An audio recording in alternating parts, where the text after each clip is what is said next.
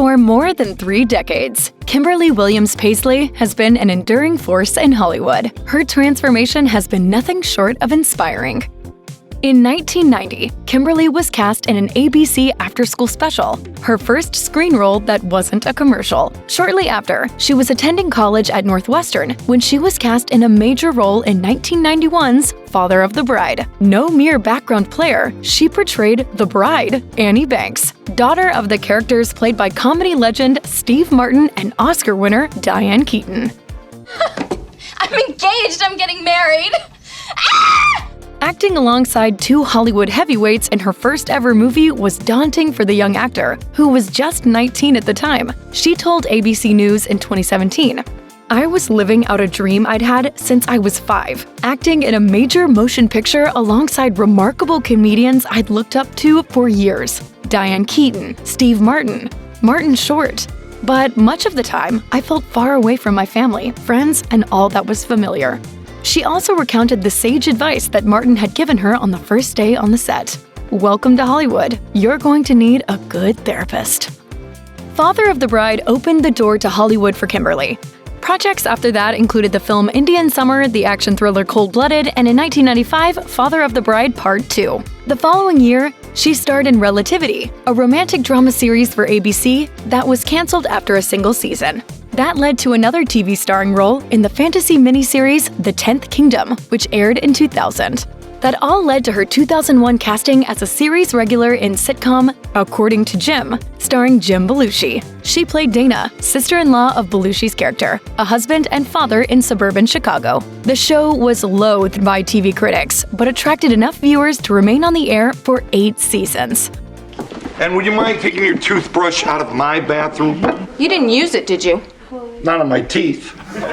More than a decade after the show's cancellation, Kimberly shared a photo of herself and co-stars Belushi, Courtney Thorne-Smith, and Larry Joe Campbell via Facebook, writing, "We used to gather at Courtney's house with our spouses and she would make us something delicious to eat. There were times that this cast was the most fun group to play with."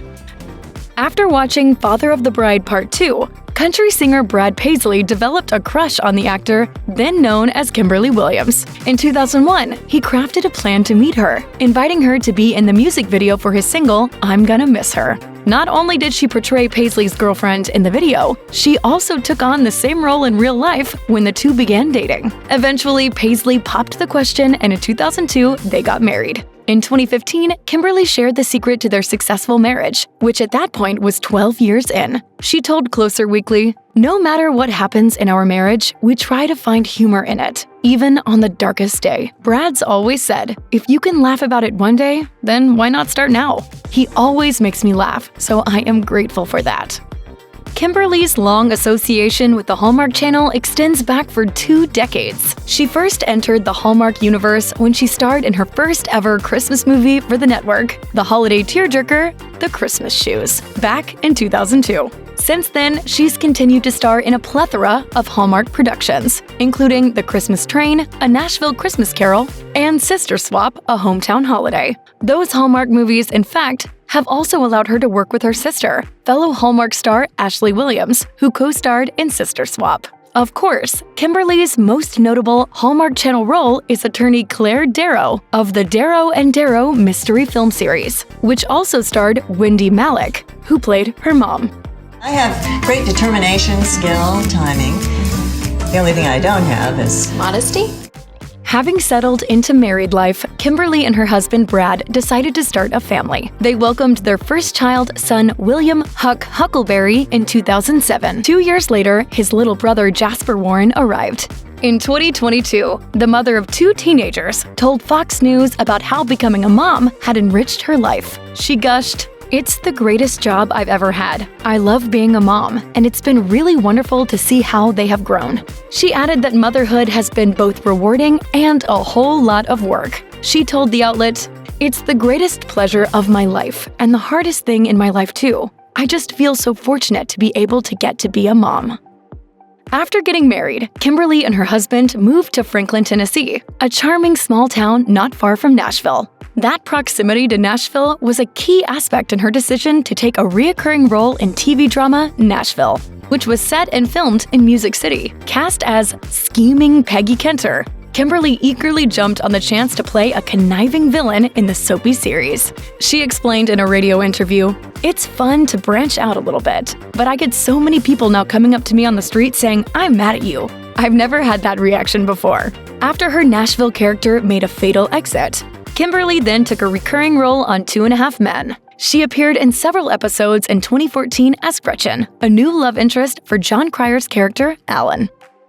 In 2017, Kimberly Williams-Paisley wrote a book. This was no Hollywood tell-all, but instead her own deeply personal story of losing her mother to early-onset dementia.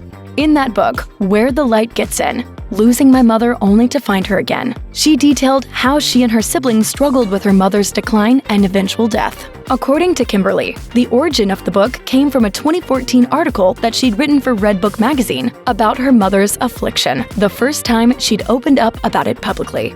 What I had to come to is being able to let go of the mother that I grew up with, because she's not there.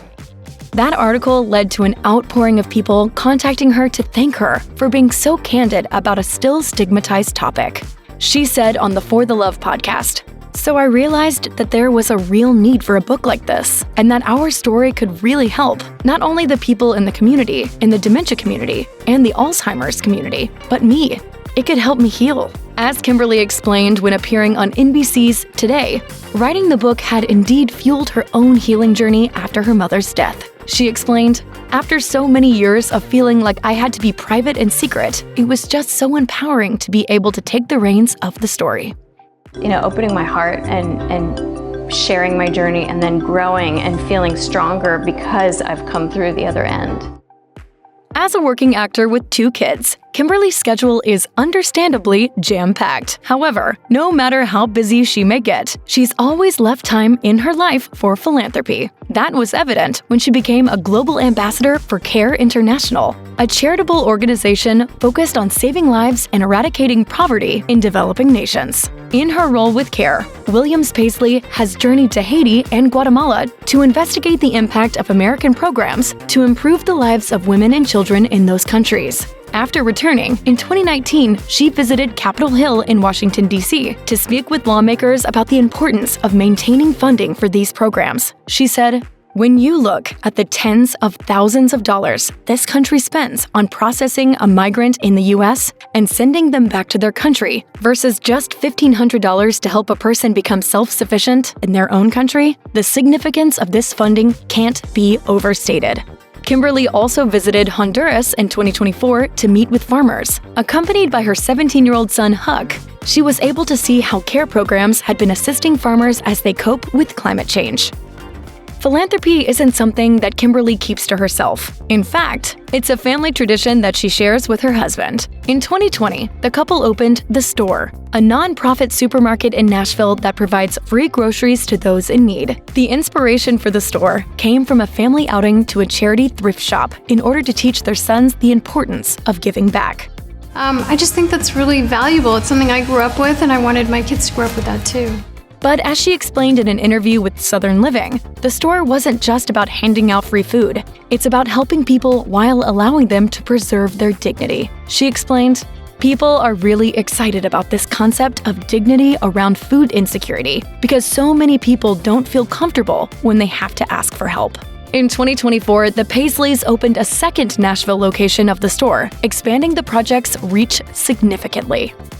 While most people immediately think of Kimberly Williams-Paisley as an actor, that's actually only one aspect of her multifaceted work within the entertainment industry. Over the years, she's also carved some roles for herself behind the camera, having helmed 3 episodes of According to Jim while she was a member of the cast. In addition, she's also a producer and logged her first producer credit on the made-for-TV movie Lucky 7. She's also produced several of the projects in which she starred for Hallmark Channel, including the Sister Swap movies and all the movies within the Darrow and Darrow franchise.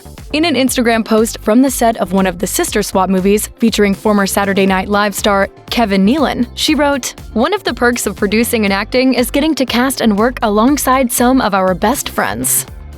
During the summer of 2024, Kimberly took to Instagram to share some surprising news about a recent health crisis, posting a photo of herself in a hospital bed. As she explained, she had lost her voice 2 years earlier, and it hadn't returned. After much medical investigation, it was determined that she had damaged her laryngeal nerve and that surgery was required. She wrote, "I was finally able to have surgery this week at Vanderbilt Health with expert surgeons, and it is sounding so much better." She also detailed how the experience of being literally voiceless had helped her to improve her life in various ways, writing, "I've healed old emotional wounds. I've become a serious meditator. I'm deadlifting over 100 pounds. I'm taking better care of my body. I'm managing stress. I'm dissolving shame. I'm feeling more whole, empowered, and joyful." I feel like I have a new lease on life. The first person to comment was her husband. He wrote jokingly, "This will be a new chapter. I will miss the silence."